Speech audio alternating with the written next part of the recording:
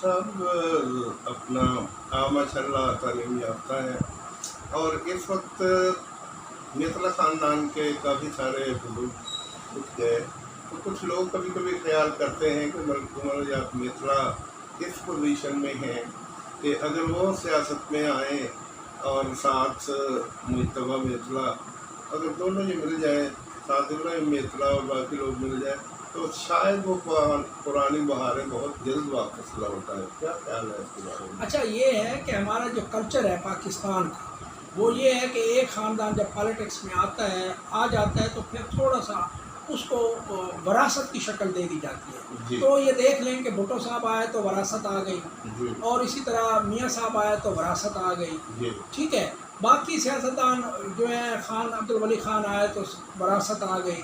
خاندانوں میں یہ ایک رواج ہے. تو لارڈس حکومت کرتے ہیں. جی اچھا، تو اس میں میں چونکہ وکالت سے میرا تعلق ہے، اور سیاست میں یہ پالیٹکس انگلینڈ کی پالیٹکس نہیں ہے، یونائٹڈ کنگڈم کی پالیٹکس نہیں ہے. جی یہاں پہ بڑے پیسے کی ضرورت ہے، جی اور سوچا یہی جاتا ہے کہ اب پیسہ یہاں پہ لگانا ہے، جی اور پھر اس کے بعد اس پیسے کو کمانا بھی ہے. کمانا. یہ وہ وجہ ہے جس وجہ سے نہ ہماری پارلیمنٹ مثالی پارلیمنٹ بن سکی، جی نہ ہمارے پالیٹیشین دنیا کے مشہور پالیٹیشین بن سکے، جی اور ہمیں نیک نامی نہ ملی بلکہ ہمیں بدنامی ملی. جی کیونکہ پالیٹیشین، اور آپ کو مشہدی صاحب یاد ہوگا، آپ بھی اسی تاریخ سے تعلق رکھتے ہیں، تو جب یہ لارڈ اٹیلی جو ہے وہ g prime minister United kingdom تھا، اور پاکستان کا یہ سب کانٹیننٹ کی آزادی کا بل پیش ہو رہا تھا، تو چرچل نے بھی ایک تقریر کی تھی. جی اس نے کہا تھا ان کو ابھی آزادی نہ دیں، جی آپ کے پاس تجربہ کار پالیٹیشینز نہیں ہیں. جی وہاں پہ ایک گاندھی ہے، ایک نہرو ہے، ایک قائد اعظم ہے، ان پہ پوری ٹیم چاہیے. جی لیکن وہ اس وقت چونکہ ان کی یہ بڑی مجبوری تھی، پریشر، پوری دنیا کی پالیٹکس کا، سیکنڈ ورلڈ وار گزر چکی تھی، پوری معیشت ڈوب چکی تھی، جرمن ڈوب چکے تھے، اسی طرح گریٹ برٹن ڈوب چکا تھا، یہ تباہ ہو چکے تھے، معیشت ختم ہو چکی تھی، اور ان کے لیے یہ جو سورج کبھی غروب نہیں ہوتا تھا، جی وہ سورج غروب ہوا جا رہا تھا. تو جی ایسے حالات میں انہوں نے سب کانٹیننٹ کو آزادی دے گی، پالیٹیشین کی ٹیم ہماری تیار نہ ہو سکی. جی بشدی صاحب، آپ حیران ہوں گے کہ غلام محمد ویل چیئر پہ بیٹھا ہوتا تھا، جی وہ غلام معزول تھا، محمد. جی اور گورنر تھا، اور ڈنڈا اس کے ہاتھ میں تھا، اور وہ ویل چیئر پہ وہ گھوم رہا ہوتا تھا دفتر میں کہ جی میں نے اب سکندر مرزا کدھر ہے، اس کو ڈنڈا مارنا ہے، گالی کر دو، تو گالی مقصد ہے بول بھی نہیں سکتا. وہ ایسے سیکٹری پالیٹیشین، رکھی ہوئی تھی ہاں، اس نے. تو ایسے پالیٹیشین تھے، ٹیم ہماری تیار نہیں ہو سکی، ظلم اور زیادتی بڑی ہو گئی. جی اب دیکھیے، پارلیمنٹ جو ہوتی ہے اس میں ایکسپرٹ جاتے ہیں، اس جی میں اسپیشلسٹ مشہدی صاحب جاتے ہیں، جی اور وہ لوگ جاتے ہیں جو تجارت میں ماہر ہوں، جو خزانہ میں ماہر ہوں، جو فارن افیئرز میں ماہر ہوں، جی جو انڈسٹریز میں ماہر ہوں، اور وہ جا کے ترقی کرتے ہیں. اب ہمارے پاس تو 100 کی تعداد میں مشیروں اور وزیروں کی ہو جاتی ہے. جی چائنا میں 20-25 سے کام چلا لیتے ہیں، جی رشیا میں 18-20 سے کام چلا لیتے ہیں، جی جاپان میں 11 بندوں سے کام چلا لیتے ہیں، امریکہ میں 20-22 سے کام چلا لیتے ہیں. تو فرانس میں تھوڑے لوگوں سے وہ اسپیشلسٹ لیتے ہیں. اسمبلی میں ایسا کوئی آدمی مشہدی صاحب نہیں جاتا جو اپنے فیلڈ میں ماہر نہ ہو، ملک کی خدمت سر انجام نہ دے سکتا ہو. جب آپ M P As M N As کو گرانٹ دیں گے، گرانٹ ان کی مرضی سے تقسیم ہوگی، کرپشن ہوگی، گلیاں نالیوں میں کرپشن ہوگی، پھر ایم پی ایم این اے گلیوں نالیوں والا ایم پی اے ہوگا، وہ کانسٹیٹیوٹ نہیں کر سکے گا، قانون کو بنا نہیں سکے گا، اس کو پتہ نہیں ہوتا کہ یہ بل کیا پیش ہوا ہے.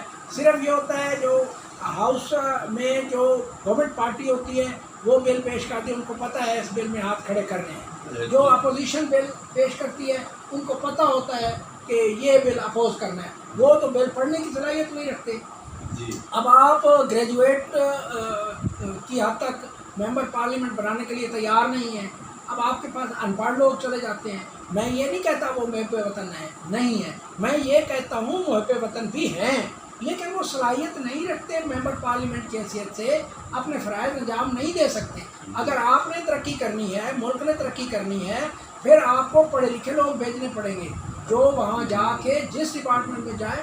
آپ اسمبلی میں جب ٹیم لیں اپنی کیبنٹ کی، آپ بہترین لوگ آپ کے پاس موجود ہوں، آپ تو باہر سے لے پھرتے ہوتے ہیں. پھر یہ ہے کہ آپ کا وزیر خارجہ جو ہے اس کو یہ نہیں پتہ کہ وزیر خارجہ نے جو تعلقات بنانے ہیں، ملک کی خارجہ پالیسی کو بنانا ہے، وہ کنٹراڈکٹ نہ کر جائے انڈسٹری سے، تجارت سے. تجارت کا وزیر جو ہے وہ اپنی طرح سوچ رہا ہے، انڈسٹری کا وزیر اپنی طرف سوچ رہا ہے، اور اس کا وزیر خارجہ صاحب اور طرح سوچ رہے ہیں. اچھا اب ایسے کرتے ہیں کہ اگر آپ وزیر خارجہ جو ہے اس کو 3 منسٹریاں دے دیتے ہیں، آپ اس کو وزیر تجارت بھی بنا دیتے ہیں، آپ کو اس کو وزیر خزانہ بھی بنا دیتے ہیں، نیچے آپ اس کو سیکٹری دیں، سیکٹری انڈسٹری بھی دے دیں، اس کو سیکٹری فارن افیئر بھی دے دیں، اوپر اس کو سارشت ہے، وہ اسی ملک سے تعلق بنائے گا جس سے اس کی تجارت چل سکے. آپ نے اکانومی کو بہتر کرنا ہے، اکانومی کو اٹھانا ہے. تو آپ نے اکانومی کو اٹھانا ہے تو پھر آپ کے لیے ضروری ہے کہ آپ اس ملک سے تعلقات بنائیں جہاں پہ آپ کی تجارت بھی ہو، آپ تجارت کر بھی سکیں، ایکسپورٹ امپورٹ کر بھی سکیں، تعلقات بھی بنائیں. تو یہ ایک اتنی بڑی ٹیم بنانے کی بجائے آپ اپنی اسمبلی میں بہتر لوگ لائیں اور ان کو آپ اتنا تجربہ کار لوگ لائیں اور ایسی ٹیم بنائیں. یہ 100 اوبلائز کرنے والی بات نقصان دہ ہے. میدن صاحب آپ بات کر رہے ہیں تعلیم کی. پرویز مشرف نے آگے کہا کہ ایران میں سارے گریجویٹ ہیں پارلیمنٹ کے ممبر، تو ہمارے یہاں بھی ایسا ہونا چاہیے. وہ تو حقیقی گریجویٹ تھے. میں ایک سیاستدان کے پاس بیٹھا ہوا تھا تو ایک ان کا ملازم آیا، اس نے آگے فائل رکھی. میں نے کہا میں اس کو ذرا دیکھوں. میں نے دیکھی تو وہ ایک مدرسے کی صنعت تھی. میں نے کہا میں تو آپ کے بارے میں سوچ رہا تھا، بلکہ میں نے سن رکھا تھا کہ آپ ایم اے ہیں. کہتے نہیں میں فلاں مدرسے کی جیڑی نا وہ درسے نظام صنعت لے ہے، یہ بی اے کے برابر ہے.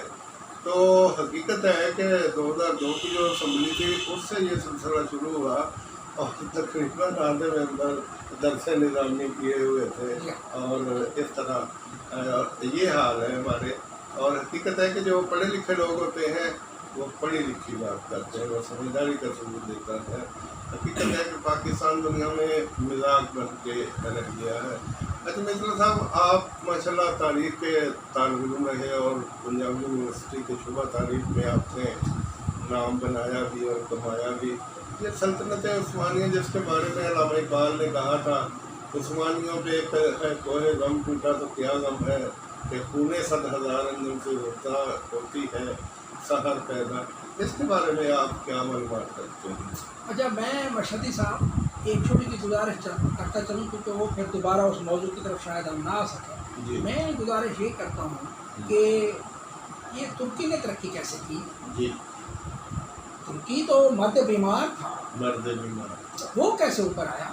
اب دیکھیں، جب آپ کے پاس پالیٹیشین پڑھے لکھے نہیں ہیں، ٹھیک ہے، آپ کے پاس پرائم منسٹر پڑھا لکھا نہیں ہے، ایکسپرٹ نہیں ہے، اور وہ پوری دنیا کو نہ سمجھ سکتا ہے نہ جان سکتا ہے، تو پھر آپ اس کو بطور ہیڈ آف دا اسٹیٹ کیسے ملک کو چلائیں گے؟ اب دیکھیں، اب آپ کے پاس کیا ہے، اب آپ یہ ہمارے پالیٹیشین جو ہیں یہ عجیب قسم کی بولیاں بولتے ہیں کہ جی وہ اسٹیبلشمنٹ ہے، اسٹیبلشمنٹ ڈسٹرب کرتی ہے. بھائی آپ پڑھے لکھے نہیں ہیں، آپ اہل نہیں ہیں، آپ قابل نہیں ہیں، آپ گورنمنٹ نہیں چلا سکتے. اسٹیبلشمنٹ کیا کرے؟ ایک ایسا ادارہ ہے جو ملک کو اس کا دفاع بھی کرتا ہے، آپ لوگوں کو بھی دیکھتا ہے. اب آپ لوگ برداشت بھی نہیں کرتے، آپ اسی ادارے کے خلاف بولتے بھی ہیں. اب دیکھیں وہ ادارہ جو ہے بھائی، وہ اگر سیکنڈ لیفٹیننٹ سے شروع ہوتا ہے، جب وہ لیفٹیننٹ جنرل بنتا ہے تو وہ بڑا عالم فاضل آدمی ہوتا ہے، وہ ایماندار ہوتا ہے، وہ ترقی کر کے وہاں پہ آپ کانسٹیٹیوشن میں آئین میں ترمیم کر لیں. اسمبلی کس لیے ہے؟ اس ادارے کو اختیارات دیں. ڈیموکریسی کی آپ بات کرتے ہیں، کیسی بات کرتے ہیں؟ چائنا کی ڈیموکریسی کیسی ہے؟ وہ کوئی امریکہ کی کاپی ہے؟ وہ ترقی کر گئے ہیں. رشیا کی ڈیموکریسی کیسی ہے؟ وہ ترقی کر گئے ہیں. آپ نے کوئی یہ اس امریکہ کی، یونائٹڈ اسٹیٹس کی، یونائٹڈ کنگڈم کی، برطانیہ کی، وہ کوئی اس ڈیموکریسی کے پیچھے چلنا ہے؟ بھائی آپ ان کو اختیارات دیں. آپ کے پاس بڑے لائق فائق لوگ ہوتے ہیں، آپ آئین میں لے آئیں، اس کو کانسٹیٹیوشن میں کانسٹیٹیوٹ کر دیں کہ اس ادارے کو اختیارات دیں. وہ آپ کو کرپشن بھی نہیں کرنے دے گا، وہ آپ کو بے ایمانی بھی نہیں کرنے دے گا، وہ آپ کو ہیرا پھیری بھی نہیں کرنے دے گا، وہ ملک کو کسی اور راستے پہ بھی نہیں جانے دے گا، وہ دفاع کو بھی قابو کرے گا، وہ ملک کا دفاع بھی کرے گا، سالمیت بھی آپ کی قائم دائم رہے گی.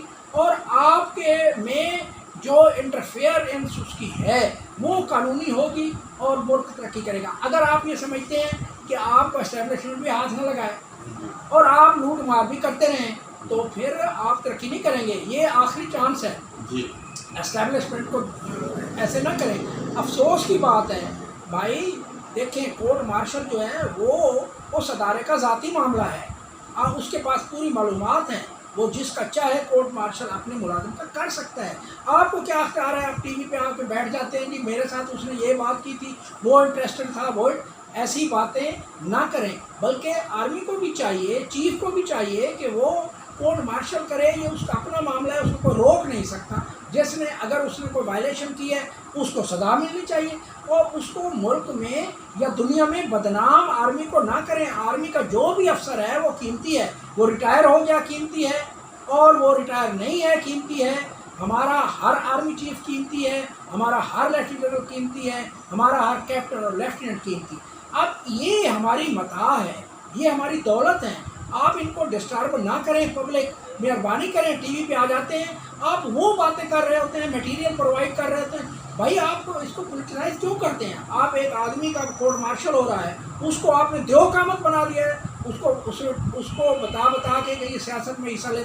بھائی ڈی جی ہر جو ہے وہ کسی نہ کسی شکل میں دیکھ رہا ہوتا ہے، واچ کرتا ہے. تو میں یہ کہوں گا کہ اسمبلی میں، پارلیمنٹ میں آپ ایسی ترمیم لائیں کہ اس ادارے کو اختیارات دیں.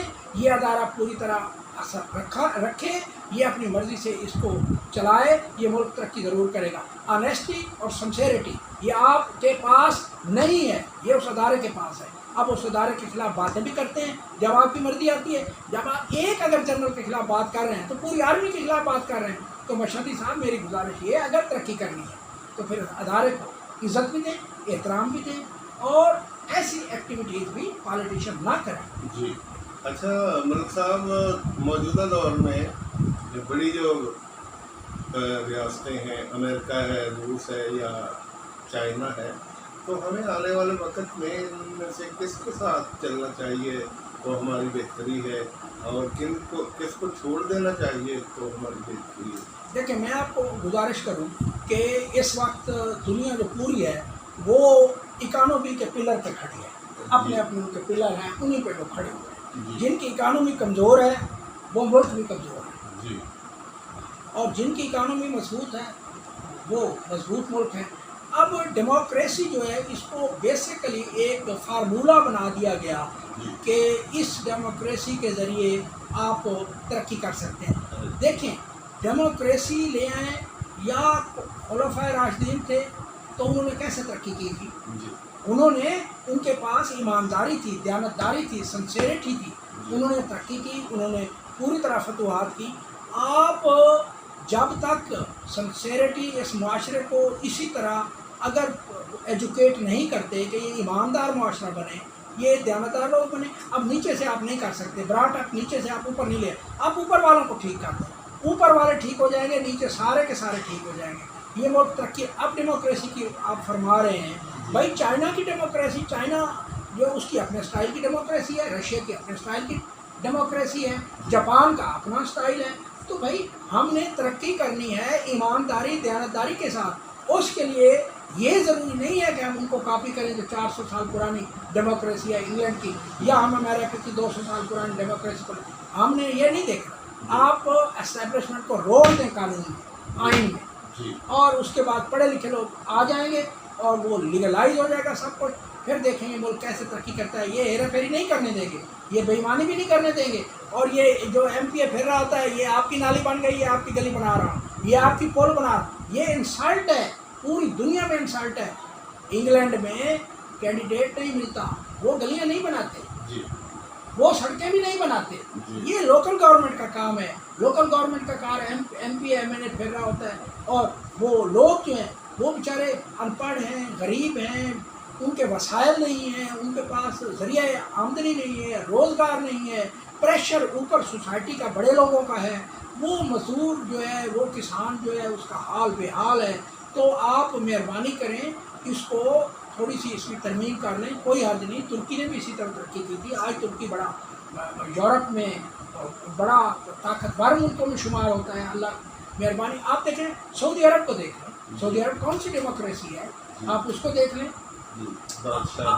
جی بادشاہت ہے. تو گزارش یہ ہے کہ یہ وقت آپ کے پاس پھر نہیں آئے گا. آپ مہربانی کریں اسٹیبلشمنٹ کے خلاف کوئی بات نہ کریں، یہ اس قسم کی سیاسی باتیں بھی نہ کریں، اور ایسی باتیں بھی نہ کریں کہ آنے والا وقت جو ہے وہ پھر موجودہ جو ہماری اسٹیبلشمنٹ ہے اس کے لیے تکالیف کا باعث بنے. آپ سیاستدان اپنے آپ کو ابھی سنبھال لیں.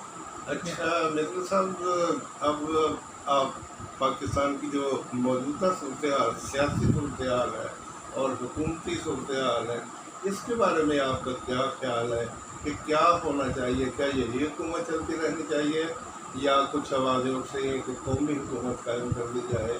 تو کون سی قومی حکومت ٹھیک رہے گی، نئے الیکشن ہو جائیں یا یہی حکومت چلتی رہے؟ کیا خیال ہے؟ میری گزارش یہ ہے کہ بنیادی طور پہ آپ کو اعلیٰ قیادت کی ضرورت ہے.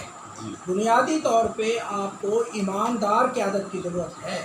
کہ بنیادی طور پہ آپ کو سنسیئر قسم کی شخصیات کی ضرورت ہے جن کو اپنا ذاتی مفاد عزیز نہیں ہوگا. وہ تو ترقی میں کوئی رول ادا کر سکتے ہیں، جس کی اپنی کوئی انڈسٹری ہوگی، اپنے کوئی مفادات ہوں گے، وہ شخص جب قانون بڑھ رہا ہوگا تو وہ قانون کی جو موم کی ناک ہے اس کو اسی طرف وہ پھیر دے گا. تو میں گزارش یہ کرتا ہوں کہ موجودہ حالات میں بھی میں نے پہلے عرض کر دیا ہے کہ یہی وقت ہے، آپ ابھی سمجھ جائیں. آپ پارلیمنٹ میں جو کینڈیڈیٹ ہیں ان کے لیے ایک طے کر دیں فارمولہ کہ اس کو گریجویٹ ہونا چاہیے، اس اسپیشل لسٹ ہونا چاہیے، اس کی اسپیشلائزیشن ہونی چاہیے جس فیلڈ میں، جیسے ایران نے کیا ہے. ایران اتنے برے حالات میں ایران سروائیو کر گیا ہے اور آپ اتنے اچھے حالات میں سروائیو نہیں کر رہے ہیں. بالکل ان پر جب پابندیاں لگی تو انہوں نے ہر چیز اپنی بنانا. افغانستان کو دیکھ لیں. ہاں جی، وہ کوئی اس کو تسلیم نہیں کر رہا لیکن ہم سے وہ مضبوط جا رہا ہے. ان کا ڈالر مضبوط ہے، ہمارا ان کا روپیہ مضبوط ہے. ہمارا روپیہ کمزور ہے. انڈیا کا روپیہ جو ہے کمزور تھا، ہمارا روپیہ مضبوط تھا. اب ہمارا روپیہ انڈیا سے بھی کمزور ہے. تو آپ وقت کو ضائع نہ کریں، فوری طور پر ایک طے کر لیں. اسٹیبلشمنٹ سے بھی گزارش ہے کہ یہ پازیٹیولی مہربانی کر کے اس ملک کو سنبھالے اور اس طرح سنبھالے کہ قانون اور آئین کی پاسداری ہو. جو کورٹ مارشل ہے وہ ان کا اندرونی معاملہ ہے، اس کو پبلک میں نہ لے آئیں. وہ کوئی اگر غلطی کرتا ہے اس کو سزا بھی ملنی چاہیے، بلکہ دنیا میں بھی نہ بتائیں کہ ہم نے اپنے جنرل کو موت کی سزا دی. وہ فوج کے اندر کے ڈسپلن ہے، ویل ڈسپلن فوج ہے، اعلیٰ فوج ہے، 7 لاکھ کم و بیش فوج ہے، اتنی بڑی دنیا کی 4تھی 5ویں فوج ہے. آپ اس کو، ہمارے لوگ فوج کے خلاف بات کرتے ہیں اور کھوکھے والا بات کر رہے ہیں، دوسرا تیسرا بات کر رہے ہیں. بھائی یہ جو آپ کر رہے ہیں یہ اپنی تباہی اور اپنی بربادی کا خود کو اس کے لیے وہ سارا سامان پیدا کر رہے ہیں. آپ اس کو بچا لیں.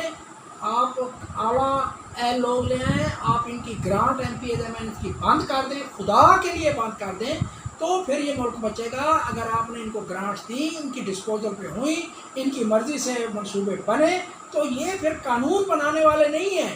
میں کہتا ہوں اسمبلی میں 10 آدمی ہوں گے جو قانون کو جانتے ہوں گے، جو سمجھتے ہوں گے آئین کیا ہے.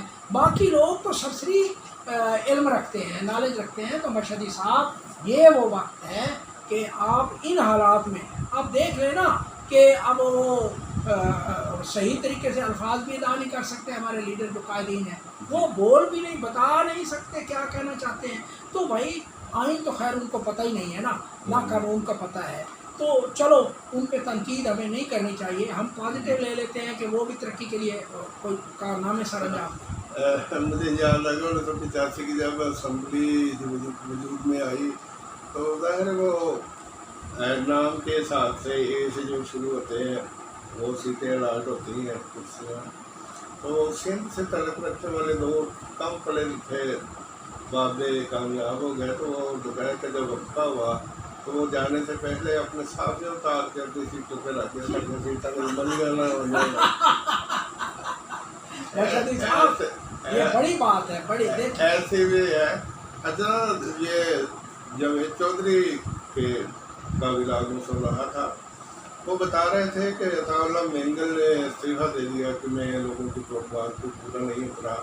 تو انہوں نے کہا کہ میری معلومات ہے بلکہ حقیقت ہے کہ کچھ عرصہ پہلے جب آصف زرداری صدر تھے تو بلوچستان کا صوبہ جو ان کا اپنا ہے تو انہوں نے اتنے فنڈ دیے تھے وہ اربوں کے حساب سے کہ اگر وہ ہر گھر پر تقسیم کر دیے ہر فرد کو 1-1 کروڑ روپیہ تقریباً نہیں لیکن وہ جو وڈیرے تھے ان کو دیے گئے اور وہ خرچ نہیں ہوئے وہ انہوں نے اپنی ضروریات.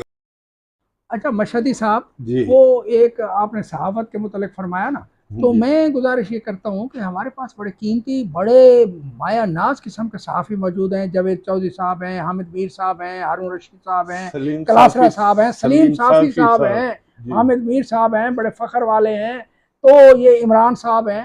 تو میں یہ کہتا ہوں کہ بڑا افسوس ہوتا ہے جب یہ لوگ تقسیم ہو کے کسی کو سپورٹ کر رہے ہوتے ہیں, آ کے ملک کی یا پبلک کی یا عوام کو اویئرنیس دینے کی بجائے ان کی ہمدردیاں ہوتی. اب یہ بھی بڑا اہم رول ادا کرتے ہیں, صحافیوں کا رول بڑا اہم رول ہے.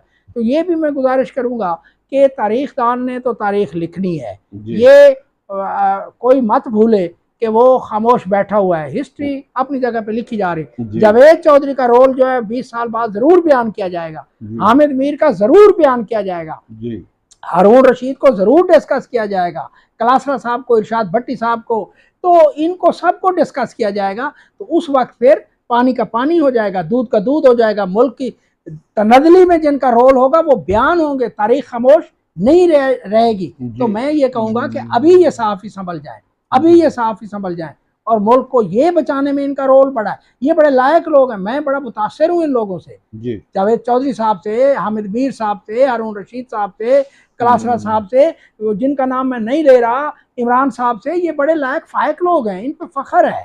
تو میں یہ کہوں گا کہ یہ بھی اپنا رول ادا کریں, صحافی بھی اپنا رول ادا کریں. جی تو مطلب صاحب آپ نے ماشاءاللہ وہ سیشن ذرا لمبا ہوا لیکن آپ نے ماشاءاللہ بڑی تفصیل کے ساتھ بڑے دلائل کے ساتھ گفتگو کی اور واقعی میری معلومات میں خاصا اضافہ ہوا. اور یقینی طور پہ جب قارئین اور ناظرین یہ سنیں گے یا دیکھیں گے تو ان کی معلومات میں بھی اضافہ ہوگا. میں اس قطعے کے ساتھ آپ سے اجازت چاہوں گا. تم تمنا کرو جن حسین لمحوں کی, وہ لمحے تمہارے قدموں میں ہوں, رب تم کو وہ سب کچھ حقیقت میں دے جو سوچا کبھی تم نے خوابوں میں ہے ہو. آمین ثم آمین. مطلب صاحب بہت بہت شکریہ, اللہ آپ کو خوش رکھے. آپ کی مہربانی, آپ کی بہت مہربانی, میں آپ کا بڑا ممنون مشکور ہوں, اور میں امید رکھتا ہوں کہ آئندہ بھی آپ سے ملاقات ہوتی رہے گی. اللہ تعالیٰ آپ کو عزت بھی دے, مقام بھی دے, صحت بھی دے. آپ ہمارا سرمایہ ہیں, ہمیں بڑا آپ پہ فخر ہے مشہدی صاحب. میں آپ سے ہمیشہ متاثر رہا ہوں. Thank you.